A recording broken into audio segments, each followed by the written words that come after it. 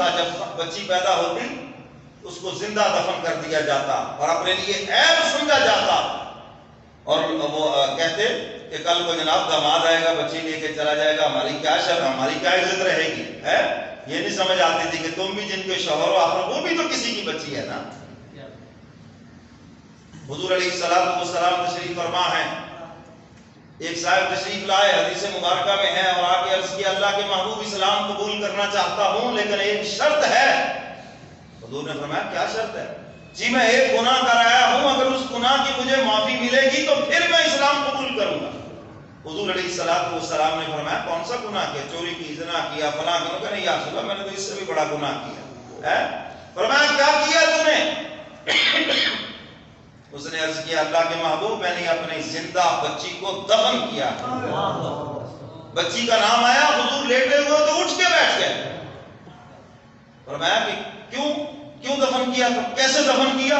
عرض کیا اللہ کے محبوب میری نئی شادی ہوئی، کچھ دن گزرے اور میں ملک شام تجارت کے لیے جانے لگا۔ یہ حدیث مبارکہ میں سارا واقعہ موجود ہے، تو اس کا خلاصہ آپ کو سناتا ہوں۔ ایک صحابی نے روکا کہ حضور کا دل بڑا نرم ہے، حضور کو بیٹی کی بات نہ سناؤ، تو حضور نے فرمایا نہیں اس کو سنانے دو اس کو۔ تو وہ سنانے لگے کہ میں نے اپنی اہلیہ سے کہا یہ پیسے لے لو، اگر تو بیٹا پیدا ہو جائے اس کی پرورش کرنا، اور اگر بیٹی پیدا ہو جائے میں اس کی شکل نہ دیکھوں، عربی رسم و رواج کے مطابق اس کو زندہ دفن کر دیں۔ حضور فرماتے پھر کیا ہوا؟ اللہ کے محبوب اللہ کی شان، میں تو چلا گیا لیکن پیچھے سے اللہ نے مجھے بیٹی دے دی، گھر میں بیٹی پیدا ہو گئی اور میری بیوی نے اس کی پرورش شروع کر دی۔ میں کوئی 1-2 سالوں 3 سالوں کے بعد جب واپس آیا تو میری بیوی کو پتا چلا تو بیٹی کو پڑوسیوں کے گھر میں چھپا دیا۔ تو میں نے پوچھا کہ گھر میں کیا ہوا تھا؟ بتایا میری بیٹی پیدا ہوئی تھی، بس تیرے کہنے کے مطابق ہم نے زندہ دفن کر دی، بات ختم ہو گئی۔ کہنے لگا کہ کچھ دیر کے بعد میں نے دیکھا کہ چھوٹی سی بچی 3-4 سال کی وہ کھیلتی ہوئی آئی، تو وہ جب میرے قریب آئی تو مجھے بڑی پیاری لگی، میں بھی پیار کرنے لگا۔ میری بیوی نے دیکھا کہ یہ تو بیٹی سے پیار کرنے لگا ہے جی، اس کو چومنے لگا ہے، تو میں نے اس کو بتا دیا، اس نے مجھے بتا دیا کہ یہ تیری ہی بیٹی ہے، تیرے ڈر سے میں نے پڑوسیوں کے گھر میں چھپایا تھا۔ کہنے لگا اللہ کے محبوب میں نے بھی پرورش شروع کر دی، 6 ماہ سال گزر گیا اس میں، لیکن میں دیکھتا تھا مکے کے چوک میں کبھی مجھے ابو جہل تانے دے رہا ہے، کہیں عتبہ تانے دے رہا ہے، کہیں شیبہ تانے دے رہا ہے، اور وہ کہتے ہیں یہ وہ بندہ ہے جس نے پورے عرب کی ناک کاٹ کے رکھ دی، پورے مکے کی ناک کاٹ کے رکھ دی، بچی کی پرورش شروع کر دی ہے۔ دیکھو کتنے عیب کی بات ہے۔ عرض کے اللہ کے محبوب میں ان کے تانوں سے تنگ آ گیا اور میں نے پھر ایک دن اس کو ختم کرنے کا فیصلہ کر لیا، اور میں نے کدال لی اور بیوی سے کہا کہ آج اس کے ماموں کے گھر جا رہا ہوں، جھوٹ بولا، اس کو تیار کر دو، تیار کرا کے اس کو ساتھ لے گیا اور جنگل میں جا کر اپنی زندہ بچی کی قبر کھودنا شروع کر دی، اور ساتھ ہی عرض کرنے لگا اللہ کے محبوب وہ اپنے دوپٹے سے کبھی وہ میری مٹی پونجھ رہی ہے، کبھی پسینہ پونجھ رہی ہے۔ حضور پوچھتے ہیں الفاظ دیکھو، ظالم پھر بھی رحم نہ آیا اس کے اوپر۔ اللہ کے محبوب میرا دل پتھر ہو چکا تھا۔ عرض کیا اللہ کے محبوب میں نے جب گڑھا کھود لیا اور اس بچی کو پکڑ کے پھینکنے لگا، اس نے میرا گریبان پکڑ لیا، میں چھڑایا میں نے زور سے اور اس کو پھینک دیا اس کے اندر۔ اللہ کے محبوب مٹی ڈال کر اس کی آواز کو بند کر کے آ گیا، وہ مجھے پکارتی رہی یا ابا یا ابا، اے ابو جی کیا کر رہے ہو؟ میں نے کوئی اس کی آواز نہیں سنی اور اس کو میں نے زندہ دفن کر دیا۔ اللہ کے محبوب اس دن سے لے کر آج کے دن تک رات کو خواب میں وہی بچی آتی ہے اور مجھے کہتی ہے ابا جان یہاں تو آپ نے گریبان چھڑا لیا، کل حشر کے میدان میں حضور کے حوض کوثر کے اوپر تیرا گریبان ہوگا، میرا ہاتھ ہوگا، بتاؤ وہاں پہ کیسے چھڑاؤ گا؟ یہ ہے میرا جرم، اگر یہ معاف ہو جائے تو میں اسلام قبول کروں گا۔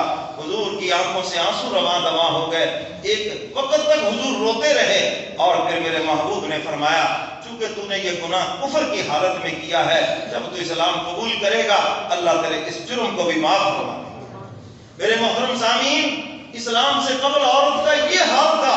میری بہن آج تجھے عزت اسلام نے دی ہے، آج تیرے سر پہ دوپٹہ اسلام نے دیا ہے، اگر تو ماں ہے اسلام نے تیرے قدموں کے نیچے جنت سجائی ہے، اگر تو بیٹی ہے اپنے باپ کی جنت ہے، اگر تو بہن ہے تو بھائی کی عزت ہے، یہ سارے مقام تجھے یہ اسلام نے دیے ہیں. جس کلچر کی طرف تو جا رہی ہے وہ تو تیرے وجود کو بھی تسلیم نہیں کرتا.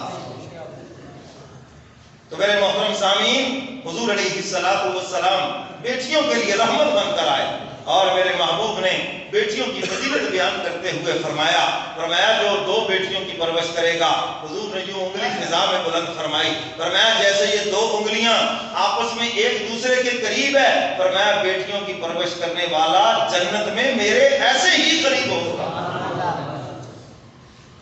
اللہ اکبر. ایک صحابی نے عرض کیا اللہ کے محبوب اگر اس کی ایک بیٹی، فرمایا اس کے لیے بھی یہی اعزاز ہے. حضور علیہ الصلوۃ والسلام نے بیٹیوں کی پرورش کرنے والے کے لیے، اور یہ بھی ایک شرط لگائی ہے بیٹوں پر، ان کو بیٹوں کو فوقیت نہ دے اس کے اوپر. بعضوں کے یہاں یہ بھی ہوتا ہے بیٹوں کو بڑی ترجیح ہے اور بیٹیوں کو پیچھے چھوڑ دیا جاتا ہے، اور وہ معاشرے کا جو ظلم وہ تو چلا ہی آ رہا ہے، بیٹیوں کو جزا سے محروم کرنا. کیوں جی؟ ہے یا نہیں؟ دیکھو یہ جو برات ہے یہ کوئی اسلام کا طریقہ نہیں، یہ ہندوؤں کا طریقہ ہے. یہ جو جناب وہ کیا کہتے ہیں مہندی کی رسم ہے، یہ کوئی اسلام کا طریقہ نہیں، یہ ہندوؤں کا طریقہ ہے. سمجھ گئے کہ نہیں؟ یہ جہیز مہیز یہ سارا وہ ناک کی بات ہے، سمجھ گئے کہ نہیں؟ یہ سب ہندوؤں کے طریقے ہیں، اسلام کا کوئی طریقہ نہیں ہے یہ. اور یہ اتنی برات کو وہ جو روٹی کھلانا یہ بھی کوئی اسلام کا طریقہ نہیں ہے. اسلام نے جو حکم دیا ہے یوصیکم اللہ فی اولادکم للذکر مثل حظ الانثیین، بچے کے 2 حصے رکھے ہیں جائیداد میں، اور بچی کا 1 حصہ یعنی آدھا حصہ بچی کا رکھا ہے.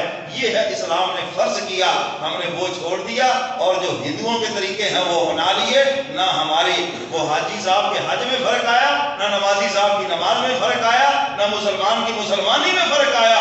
حضور کا حکم چھوڑا، اللہ کا حکم چھوڑا، اور غیروں کا طریقہ اپنا کے کہتا لو جی اسی کو پکے مسلمان.